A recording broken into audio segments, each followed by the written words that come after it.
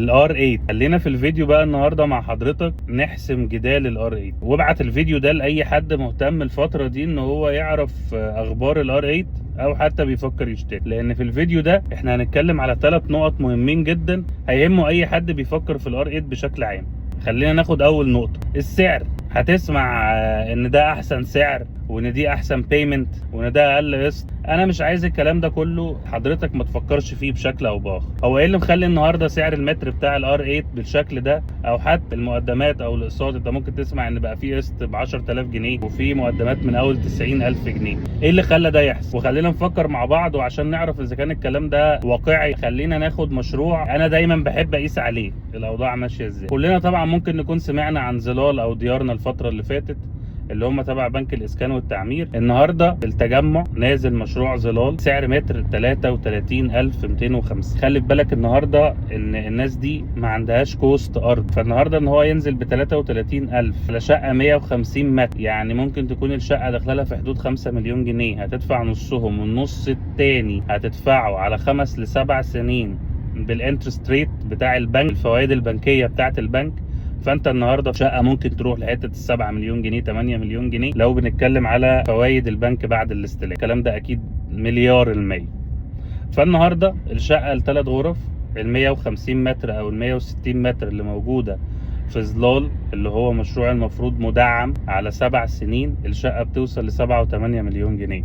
النهارده الشقه متوسط سعر الثلاث غرف في الار 8 5 مليون جنيه. انت عندك سعر متر من اول 32000 جنيه لحد 40000 جنيه، ودي في المشاريع طبعا الموثوقه. فالنهارده انا لو بقارن سعر المتر بسعر متر نقدر نقول مدعم، فالنهارده حضرتك الكسبان. ليه؟ لان انا النهارده واخد بسعر متر من 32 لحد 40000 قسط لحد 12 سنه. انما المشاريع بتاعه ظلال وديارنا دي على 5 و7 سنين بس، فاكيد حضرتك مستفيد الاول من حته سعر المتر ونظام السداد. فده حته سعر المتر نركنه على جنب. وانا لو مهتم بسعر المتر بس، لا، العاصمه الاداريه الجديده مش وجهه لحضرتك، الار 8 مش وجهه لحضرتك. عندك حاجات في بدر والشروق والعبور هتكون احسن لحضرتك بكتير.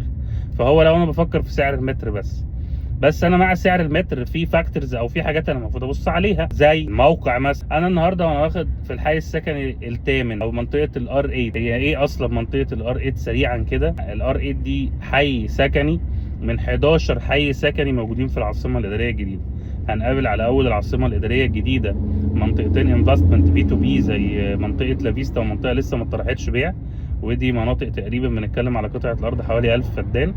عندنا طبعا من اول R1 لحد R8 اللي هي الاحياء السكنيه، وعندنا معاهم منطقه اسمها منطقه المستثمرين، يبقى 8 احياء سكنيه و3 قطع اراضي معاهم، ادي 11 منطقه سكنيه موجوده في العاصمه الاداريه الجديده. فانا النهارده وانا باخد في منطقه من دول، مش المنطقه بتاعه الحي السكن الثامن بس، انا باخد الامتداد العمراني الطبيعي لمنطقه شرق القاهره. ما انا النهارده تعالى نبص على منطقه زي التجمع الخامس. النهارده التجمع الخامس اللونش بتاعه كان في 2000، يعني احنا بقالنا اولموست 26 سنه موجودين في التجمع، بنبني وبنبيع بنعمل عمران والكلام الجميل ده كله. النهارده طبيعي بعد ما قطع الاراضي خلاص بقت فيها ندره وسعر المتر عالي، فطبيعي النهارده هيبقى في امتداد التجمع الخامس هي العاصمه الاداريه الجديده والمستقبل. انا النهارده وانا رايح شرق القاهره، هل دي ميزه ان انا اخد في منطقه زي الحي السكني الثامن ولا لا؟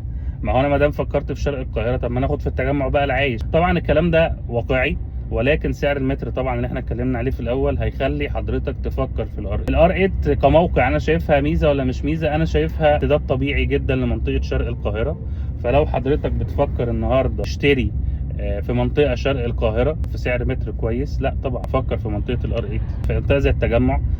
مينيمم انا محتاج ضعف سعر المتر ده عشان اخد مع مطور كويس واخد مع شركه تراستد. فانا النهارده لو متوفر لي شركه تراستد ومتوفر لي سعر متر كويس، ليه لا؟ منطقه العاصمه الاداريه الجديده ومنطقه المستقبل شئنا ام ابينا خلاص هي الامتداد العمراني الطبيعي لمنطقه شرق القاهره. حي السكن الثامن او منطقه الار 8 لازم ما نبصلهاش بصه ان دي العاصمه الاداريه الجديده، ابص لها ان هو امتداد الاول، ابص لها ان هي امتداد لشرق القاهره. انا لو مش معايا بادجت او امكانيات التجمع الخامس ومدينه المستقبل اخد في المنطقه دي، لان هو كده كده لو ما خدتش فيها النهارده وانا محتاج شرق القاهره افكر فيها بكره. فانا لو انا عندي فرصه النهارده ليها، ليه لا؟ ده بالنسبه لحته الموقع. هنقابل حته الكوستنج شويه، انا اسف انا برجع لها تاني، لان النهارده هيبقى في سؤال دايما بيطرح، هو ليه سعر المتر وصل الرقم ده؟ عندي شويه حاجات كده بشوفها مع المطور، يعني مواد البناء وليها علاقه بتكلفه التمويل وليها علاقه بتكلفه التسويق وليها علاقه بثمن الارض. كل الحاجات دي بتبقى نسب مئويه بتتنسب على الوحده وبتتنسب على المشروع.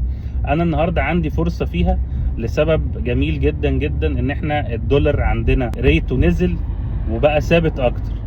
فالنهارده وليه سعر المتر نزل؟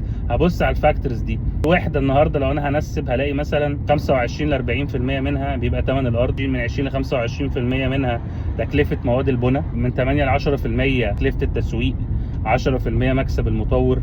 يعني حاجات على هذا النظام. النهارده التكاليف دي كلها عشان لا في مطور بيتحوط بدولار رايح ل100 زي الفتره اللي فاتت، ولا مطور النهارده شايف ان تكلفه التمويل عليه هتزيد لان الفايده البنكيه النهارده ريتها بيعلى، لا بالعكس ده ريتها بيقل.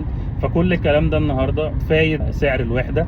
فالمطور النهارده قادر ينزل بنظام سداد طويل، وقادر ان هو يتمن الفيرست لونش. لان انا اكد لحضرتك طبعا ان الكلام ده هيبقى المرحله الاولى بس، هو مش هيقدر المطور النهارده ايا كان مين هو ان هو يكمل في الاسعار دي لحد المرحله الثانيه والثالثه. انت عندك فرصه النهارده في الحته دي عشان البوينت دي، ان فيرست لونش النهارده هو يقدر يجي على نفسه في حته المكسب، يقلل 10% شويه، او يحط الفيرست لونش على تكلفه البناء وثمن الارض يكون الاسعار ريزنبل شويه. بس الكلام ده هو مش هيقدر يكمل فيه المرحله الثانيه والثالثه مكسب لحضرتك تاني. فاحنا كده اتكلمنا على حته الكوستنج والبرايسنج، اتكلمنا على حته اللوكيشن. هيتبقى لحضرتك حاجه مهمه جدا وهي اختيار المطور، لان هو النهارده مع كل الكلام الجميل اللي احنا بنقوله تبقى مقتنع ان الحي السكني الثامن ده كده كده جاي شئنا ام ابينا، عشان حواليه مطورين دخلوا زي بالم هيلز وصادق واعمار حوالين العاصمه الاداريه الجديده وفي قلب العاصمه الاداريه الجديده، فده فاليو ليا.